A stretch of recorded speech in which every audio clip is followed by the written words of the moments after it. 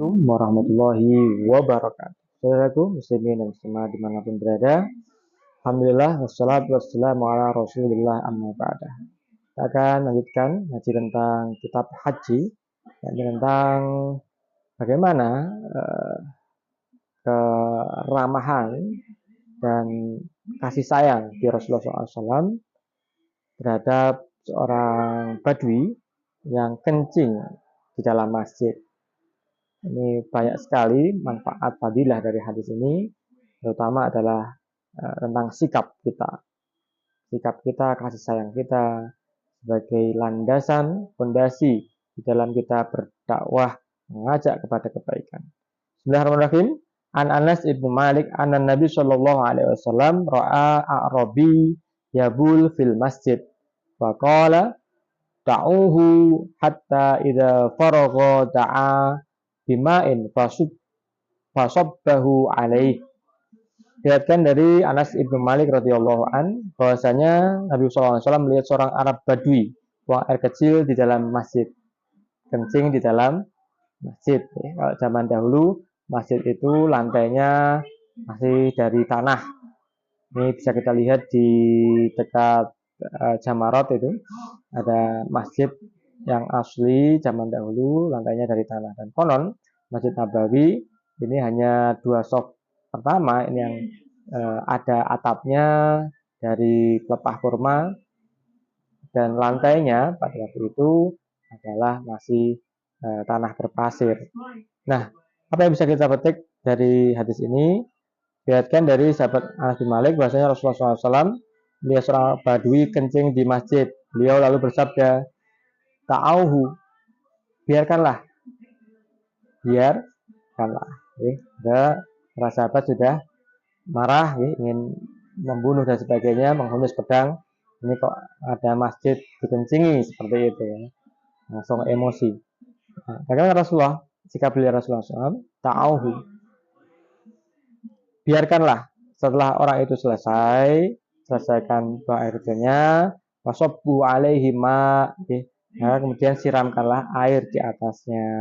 Begitu. Saya beliau Rasulullah SAW. Apa yang bisa kita petik dari hadis ini? Pertama, asbabul wurud hadis ini adalah datangnya seorang Arab Badui yang notabene adalah orang yang belum beriman. Ketika Rasulullah SAW dan para sahabat sedang belajar di dalam masjid, laki-laki Badui ini datang dengan lugunya, mengambil tempat di pojok masjid, kemudian kencing di situ. Kencing di pojokan itu zaman dahulu sudah ada. Yang kedua, melihat hal tersebut, muncul beragam reaksi dari para sahabat.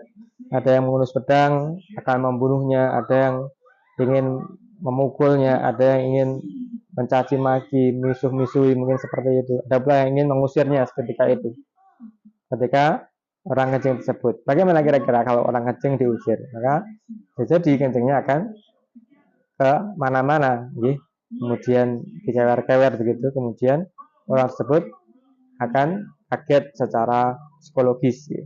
Yang ketiga, Rasulullah SAW adalah Nabi dan utusan Allah Subhanahu Wa Taala yang memanusiakan manusia. Beliau mencegah para sahabat untuk berkata-kata kasar. Kata-kata kasar tidak boleh, memukul tidak boleh, membunuh tidak boleh, hanya gara-gara kencing di masjid. Bahkan beliau melarang mengusir laki-laki Badui tersebut. Beliau biarkan, ta'auhu fasabbu alaihi ma. Setelah selesai baru kemudian disiram air di atasnya. Beliau mengatasi masalah tanpa masalah, sangat simpatik. Beliau tidak mengatakan kafir musyrik kepada laki-laki Badui tersebut. Beliau biarkan sampai selesai buang air kecilnya. Setelah selesai kemudian beliau menasihatinya bahwasanya ini adalah masjid, bukan tempat BAK dan BAB, ya, tempat sholat.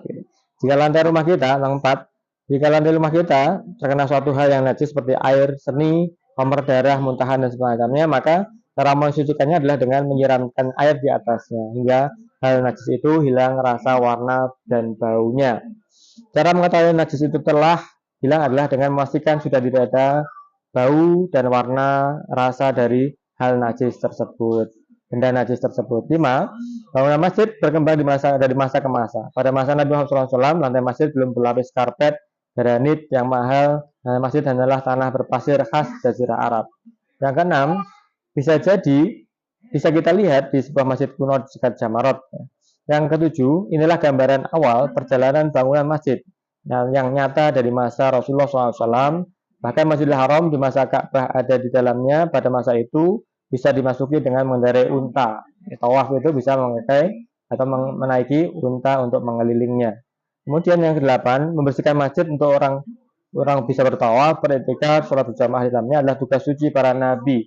Nabi Ibrahim itu konon dalam Al-Quran sebutkan untuk menjadi marbot atau membersihkan masjid lito'ifina wal'akifina warruka'i sujud, untuk orang-orang yang tawaf, untuk orang yang rukuk dan orang yang bersujud, memahasucikan menyembah Allah Subhanahu wa ta'ala. 9. Cara menjaga kebersihan masjid yang paling efektif adalah dengan mengangkat marbot dan petugas kebersihan dengan upah yang layak. Upah yang layak ini perlu kita garis bawahi.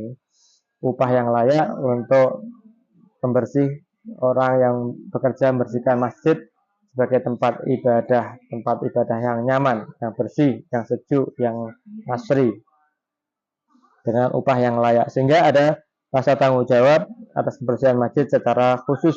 Jika petugas ini belum ada atau perlu bantuan, maka menjadi bagian dari tugas mulia para pemakmur masjid atau jamaah semuanya. Semoga Allah Subhanahu wa taala senantiasa memberikan hidayah dan hidayah kepada kita sekalian, keluarga kita sekalian, anak-anak kita sekalian, muslimin dan muslimat semuanya, untuk melihara kebersihan masjid di lingkungan kita secara bersama-sama. Amin ya rabbal alamin. Terima kasih.